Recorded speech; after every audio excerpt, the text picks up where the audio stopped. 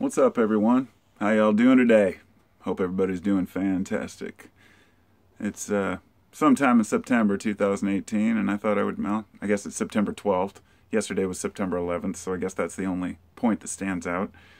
I haven't made a video in a few days because I've been tied up and spending some time with a new friend, if you will, and that's what I'm really going to make a video about is making friends, losing friends, rather how different it is to make friends as we get older. I've talked to a lot of younger folks who, have messaged me saying, I'm not, they say, I used to have a lot of friends, we'd hang out a lot, and then we're just growing apart, and I don't know what to do. I don't, you know, um, I feel, alone in a lot of ways. And for a person who doesn't have a significant other and who is just leaving their home, let's say, moving out of their parents, and losing their friends all at the same time, it can be difficult. You become an adult.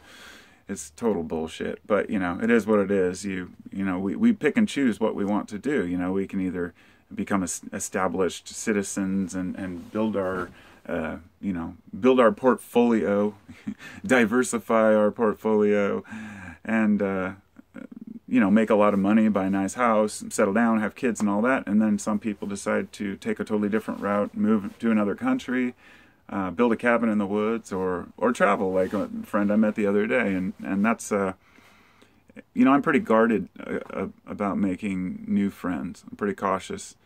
And my wife and I do have, a wife and kids at home, of course, and we go out and do all kinds of things, camping all the time, and my wife and I go to concerts all the time in the summer and events and festivals when we can. But we generally don't make any new friends, and as you get older, it becomes harder and harder to make new friends.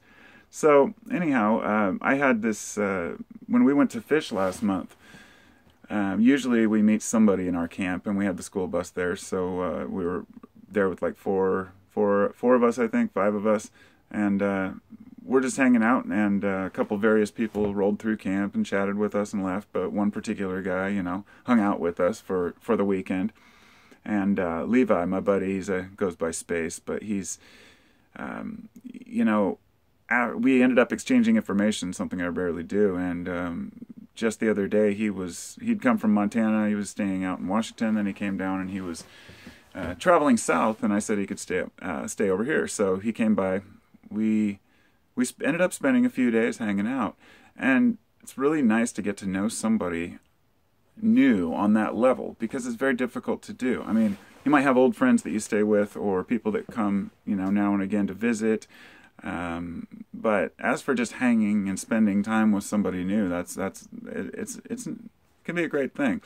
But I'm still guarded, of course, because I'm always like, well, I guess in the past it was always, it's enough obligations. I've lost loved ones and friends have come and gone. So it's like, is it really worth it to build new relationships? But I say ultimately it is, So anyway, he left last night and hitchhiked down to Salem, and he's off down south. But what's up, bro? I know you're watching. Hey, Levi.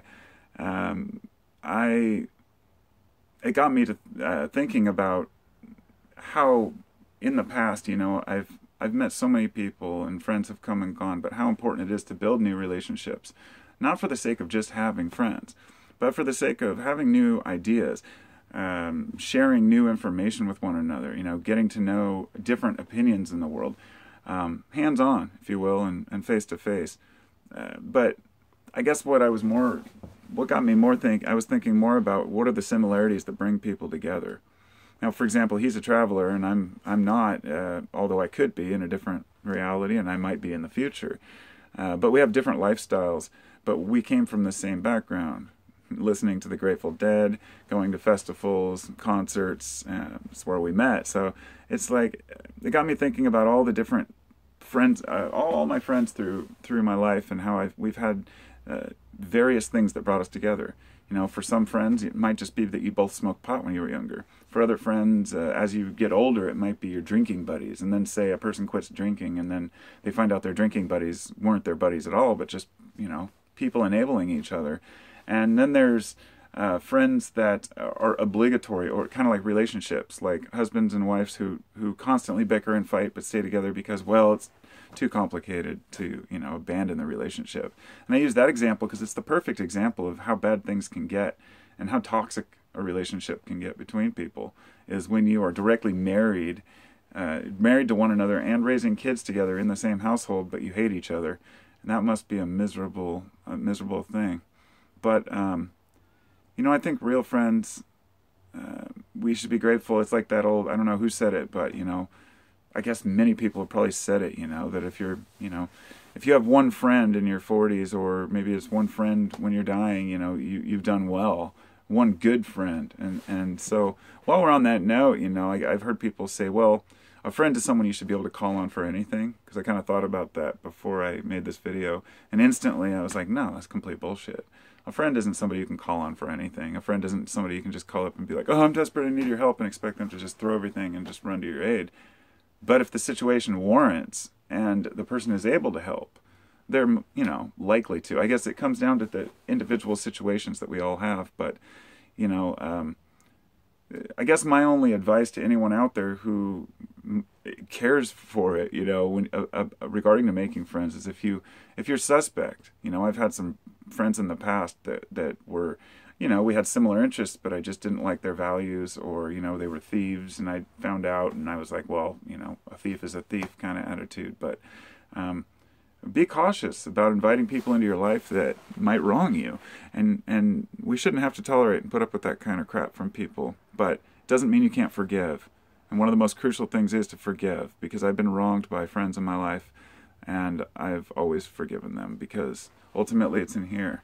It's our own toxic brew that starts to accumulate if we dislike others or build hostility and resentment. Resentment will kill you faster than anything else. So that's just my little thing about friends, and how important to me is family and friends. Is like, it's like everything. It's the experiences that we have in life.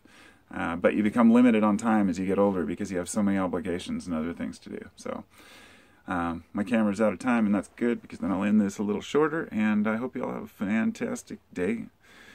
And talk to you later. Peace.